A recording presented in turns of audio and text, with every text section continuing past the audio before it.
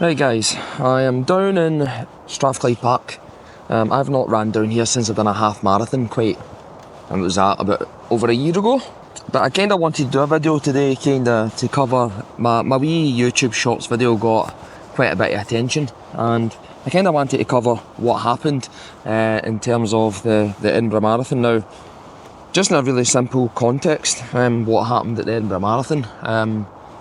I messed up really badly. So long story short, my game plan went out the window, carried away with the occasion and ran too fast. After 19 miles and basically completely had a bonk. Now, the bonk being all the cramps set in, my legs just didn't function anymore. Quite a unique feeling.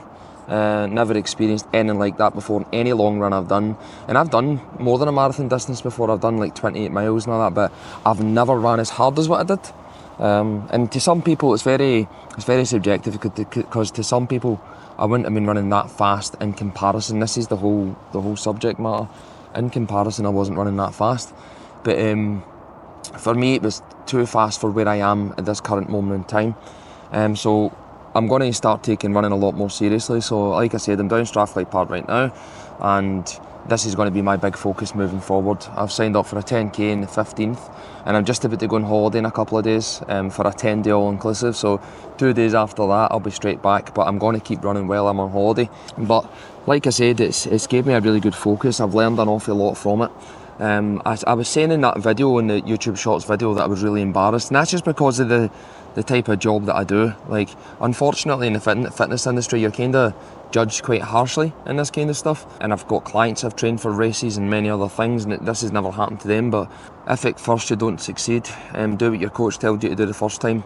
And when I say that, what I'm really meaning is I never done what I was supposed to do. Paces I had planned, everything went out the window, carried away with the occasion, ran too hard and paid the price. So moving forward, there's probably going to be a lot of running on this channel.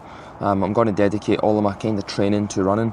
Now, that's not to say that I'm not also going to do the gym, because I was at the gym this week, and like I said, it's going to be the reduction in frequency of what I'm going to do in the gym, in terms of I'm always trying to train to get stronger, I'm always trying to train to get fitter, but now it's going to be so zoned in to trying to get better at running.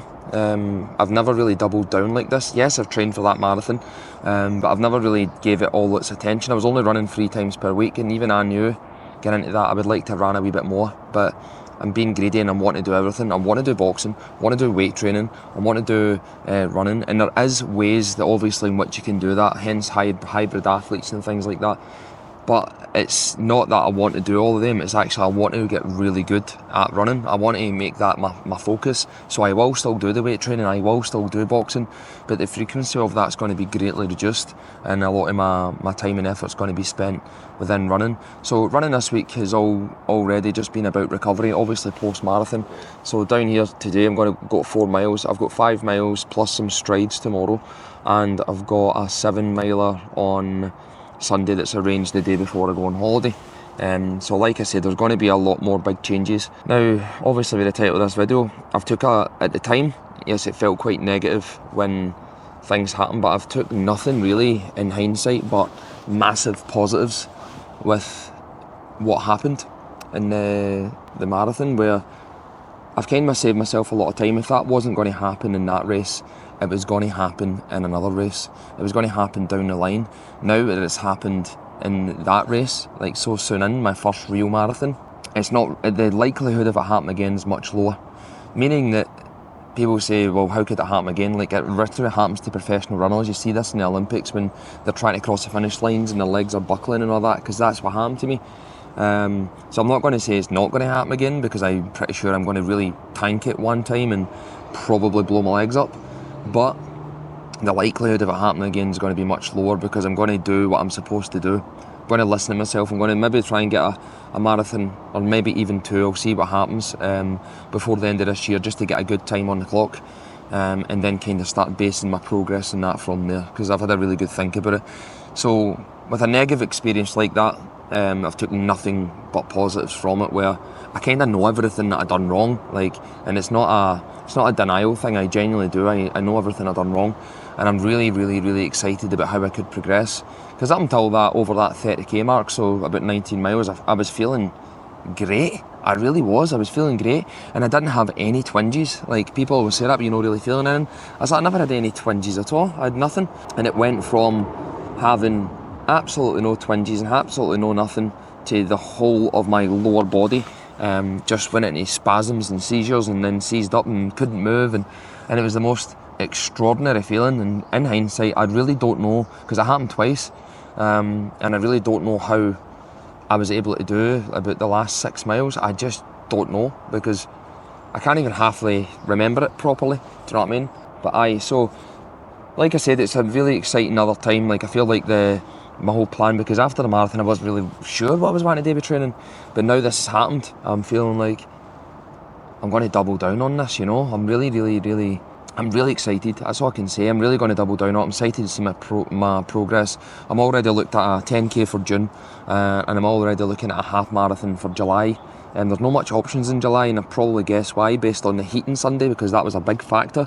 There was unrelenting heat at the Edinburgh Marathon on Sunday, and it turned to absolute hail near the end. So I'm not going to keep rapping on. I just wanted to kind of put this video out there as like, this is the start of something new. This is an exciting time where, like, approaching 40 years old, I feel like I'm truly going into a new chapter where running's going to be the focus, and it's going to be a much welcome distraction instead of getting suckered into boxing and all that again. So hopefully people will enjoy some of the content that I'm going to try and put out. Obviously, I'm still doing my YouTube shorts every day where I'm uploading every single workout, and most of it has been running, and that's always going to continue to be. But they'll probably see a change in locations like Strathclyde Park and running on locks and stuff like that, because my problem is my pacing is, like, where I live in Carluke, like, it's very, very, very hilly, and when you're doing longer runs, you're meant to have a sustained heart rate, and that's very, very difficult where I live, where there's some parts you wouldn't be able to run up some of the hills I run without your heart rate skyrocketing. You'd need to walk it, but then you're changing your stride and stuff like that, and it's stuff like this I need to work on, and we'll probably cover in a later point. So again, looking forward to getting stuck in. Hopefully you'll stick around. A massive thanks to Chris, who did buy me a coffee and buy Frank some sausages, and if you want to do that, there's a link down below, you can do so. Yes, guys, I hope you're all well, hope you're all good, hope you're like me and you're going to set some goals.